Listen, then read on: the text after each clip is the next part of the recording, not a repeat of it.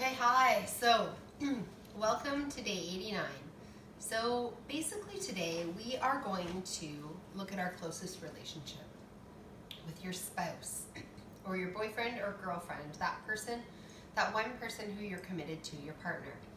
Um, this relationship, in a way, may be the easiest to look at, but it also may be the most difficult because there has probably been so much stress and strain on your relationship from the illness itself, from the longevity of how long it's taking, from resentments on both sides, from not feeling heard on both sides, from one person having to do more, pick up more slack, one person not being heard, not being seen, just this situation that goes on and on. It can really take a toll on the ones that we love most. And our hearts can hurt and their hearts can hurt. And so today we need to look at this relationship and, maybe it's not the right relationship for us and maybe we need to leave that relationship. Maybe that's the decision that we need to make today.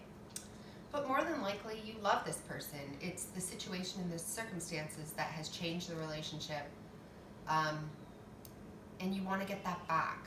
So if that's your situation, then today I challenge you to take the first steps to build back your relationship.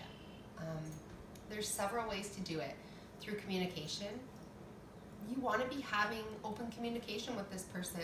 Tell them your thoughts and feelings. And maybe you already do, but really be open and hear theirs. You want to start doing those little things again every day. Things that make them smile. Maybe you've, if you're like me, all sexual contact has pretty much gone out the window when you're ill. Who feels like doing anything like that when they're sick? It could rev your symptoms, it could make them worse, it's more physically demanding, you're too tired, you feel in pain. Who would want to initiate that? But maybe it's starting by every day committing to holding their hand when you go for a walk. Cuddling next to them when you sleep. Maybe you've gone to your separate areas of the bed or even separate rooms in order for you to get a good sleep. Maybe it's time to come back together, to cuddle, to spend that contact where you can have skin on skin contact, even if you're just like lying up next to the person and feeling their heartbeat. Sitting, looking into their eyes, that gazing for 5 minutes, or lying skin to skin, chest to chest for 5 minutes. Holding hands, for a walk. Maybe go for a half an hour walk and hold hands. Walking by them and brushing their back, doing soft gestures, little gestures that make them feel loved and you feel loved. These are things that you've probably lost, just the basic things as you've been ill. So you want to start these again, right? The hand holding, the cuddling, the walking by and patting their back or stroking their hair. Gestures of love and contact. Maybe you could start to kiss again, and perhaps, and maybe not today, but you can build up to being able to have sex with this person again. And there may be physical blocks and emotional blocks that you need to break through in order to get to that point. Because the chronic illness physically wears us down, and it's maybe physically too much and too demanding. But it can be a very soft lovemaking session. It doesn't have to go all the way, to an orgasm. It can stop before. The other thing that you could do is, it's emotional too. You need to maybe talk about that and talk about how, you felt unloved or unseen or unheard, and maybe you need to break through those walls first before you can do that. So anyways, this is what we're working up to. We're working up to being able to be intimate with our partners again, from the simple touch all the way up to the act of, sexual intimacy. So this is what you need to work on. Also, date nights, bringing the communication back and the bonding at a friendship and a partner level. So if you're saying to yourself, I can't go out on a date night, I'm too ill. By that time of night, my symptoms are raging, I just got to go to bed, I'm just making, getting through the day, then maybe you set your date night for a date morning, or a date lunch.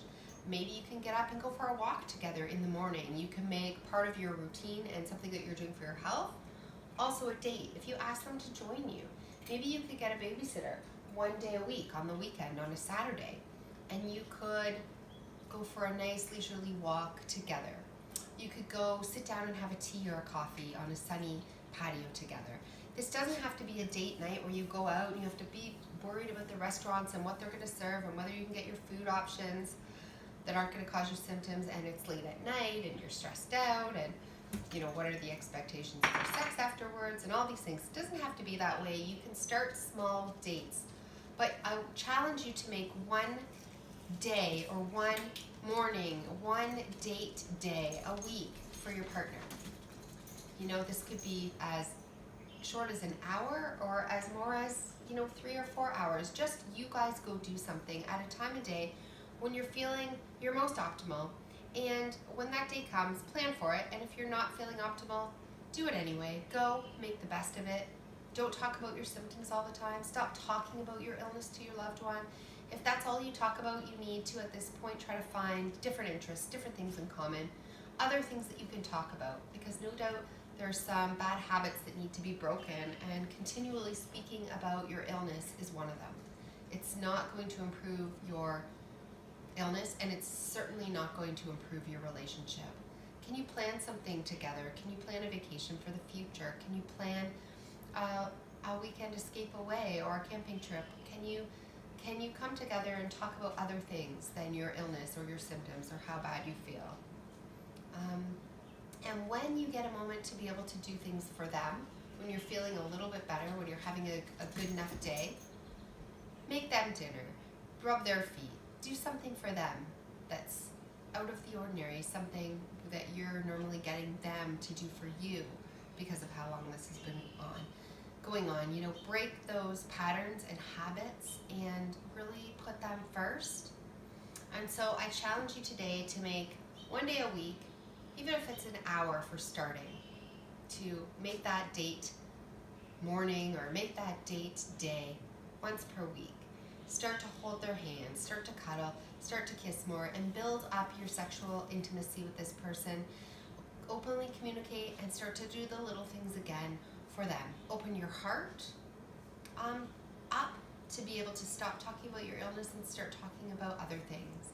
And I really, this is a really important piece of the puzzle, and we need to do these things in spite of our symptoms and in spite of the hurts and resentments of the past.